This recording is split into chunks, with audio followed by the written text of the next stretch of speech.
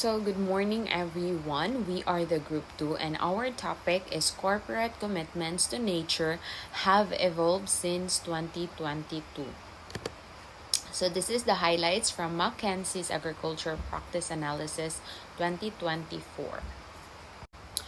We prepared or we highlighted four ideas of this case study. So the first one is more companies are committed to nature beyond carbon. So our topic is how corporate commitment to nature have evolved significantly.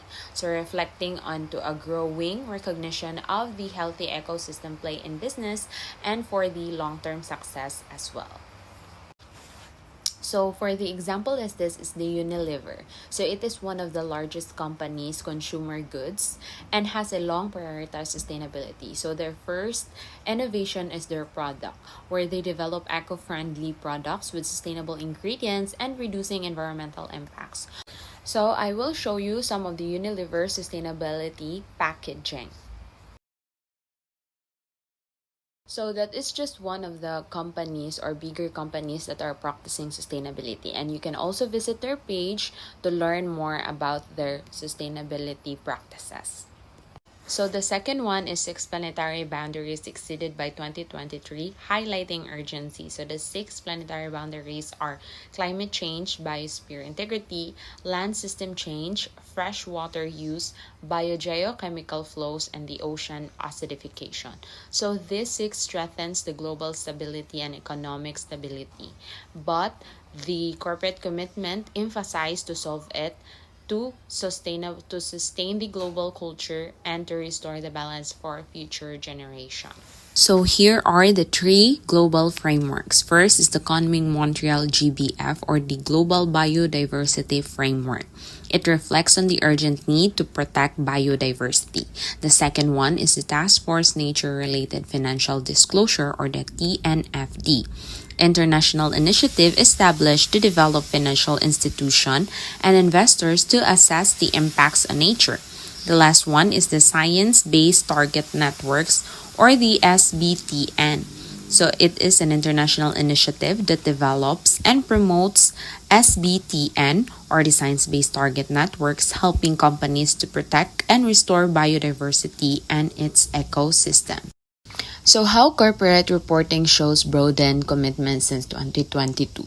So corporate reporting has broadened commitment since 2022 to include more comprehensive environmental, social, and governance or the ESG factors, driven by pressure from stakeholders and regulators for greater transparency and accountability. So this expansion reflects a shift from traditional financial reporting to integrated reporting that includes climate-related risk, biodiversity, and its social impacts. So the next one is the key dimensions of nature.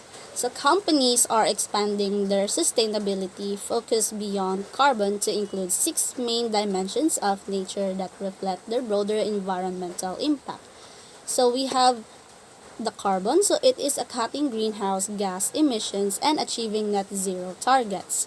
The second one is the water, so it is a reducing water use and improving water quality. Next is the chemicals and plastics. So it is a limiting pollution and waste through recycling and safer materials. Also, we have the biodiversity. So it is a protecting and restoring ecosystems and fishes. Next is the forest. So it is a preventing deforestation and supporting reforestation. And the last one is the nutrients and nitrogen oxides. So it is a reducing harmful fertilizer runoff and air pollutants. So, corporate environmental strategies are becoming more holistic, addressing multiple aspects of nature to build a nature positive and sustainable future, not just a low carbon one. So, the next one is all about the growth and commitment. So, it shows how corporate commitments to nature have evolved since 2022. So, it also highlights changes in how Fortune Global 500 companies are setting targets for different environmental dimensions. So more companies are now making commitments to protect or restore nature beyond carbon emissions.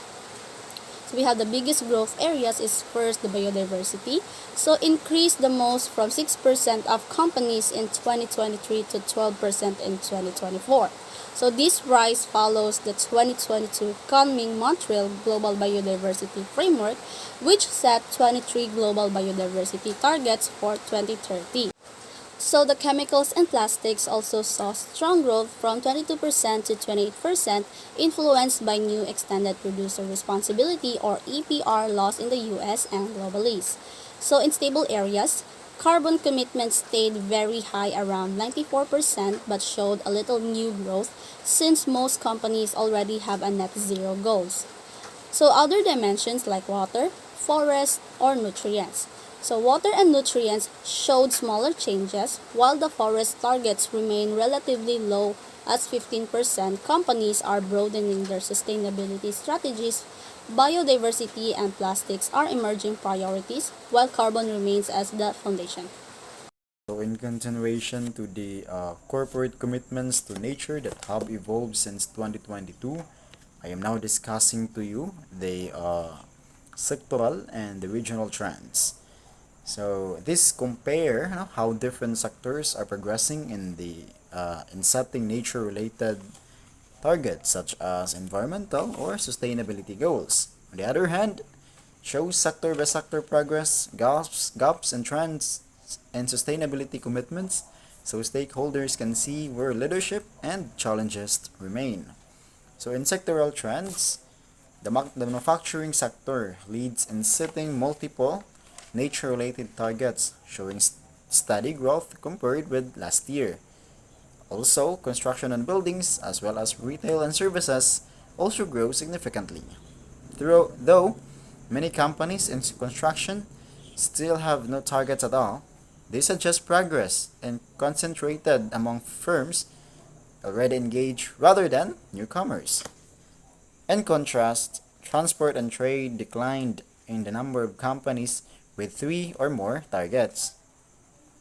So overall, manufacturing, covering industries like automotive, biopharma, food and beverage, and electronics remains the most proactive sector in advancing nature-related targets. So now let's move on to the regional sector, regional trends. Okay, Latin America. So this or the region. So the fastest growth in multi-target commitments. So for example, many countries joined the 30 times 30 initiative, and one large Latin America company pledged a 30% increase in biodiversity conservation efforts by 2030. Europe leads in overall commitments, driven by strict policies like the EU Deforestation Free Products Regulation or EUDR and the EU Nature Restoration Law. For instance, Tasco committed to sourcing soy and palm oil from verified zero deforestation areas by 2025. And in Asia, progress has been slower compared to other regions. Unlike Latin America or Europe, fewer companies are making multi-target commitments. For example, Asia did not experience significant growth in the new targets from last year. And meanwhile, in North America, commitments are steadily increasing. For instance, companies like BHP, though based in Australia operating in the Americas, have pledged to put at least 30% on the land and water they manage into conservation or restoration practices. So overall, companies worldwide are making more nature-related commitments, but progress differ by region. Europe remains the leader, driven by strong environmental policies, while Latin America shows the fastest growth due to its resilience on natural resources and support global initiatives like 30 times 30. North America demonstrates steady progress, whereas Asia is moving more slowly, highlighting the need for stronger action. That's all my part. Thank you. So the next one is all about the opportunities and the challenges. So corporate commitments to nature have grown beyond carbon reduction, offering both promise and difficulty. The main opportunity lies in the potential $700 billion annual economic return from nature-positive actions such as biodiversity restoration, forest protection, and sustainable innovation. Global frameworks like the DBF TNFD and SBTN encourage companies to integrate measurable environmental goals and promote innovation. However, the challenges include the lack of clear and measurable targets and even progress across sectors and regions, and also the complex reporting standards while manufacturing leads in nature-related commitments. So despite these issues, stronger collaboration and clearer standards can help business achieving nature-positive future. For the conclusion, the key takeaway is clear. The corporate focus on nature is now burdening well beyond just carbon. We're seeing a significant shift. This acceleration is being driven by important international framework like the Kunming-Montreal Global Biodiversity Framework and the work of the TNFD and SBTN. These are helping to guide businesses toward better practices. Crucially, holistic multidimensional approaches are starting to emerge.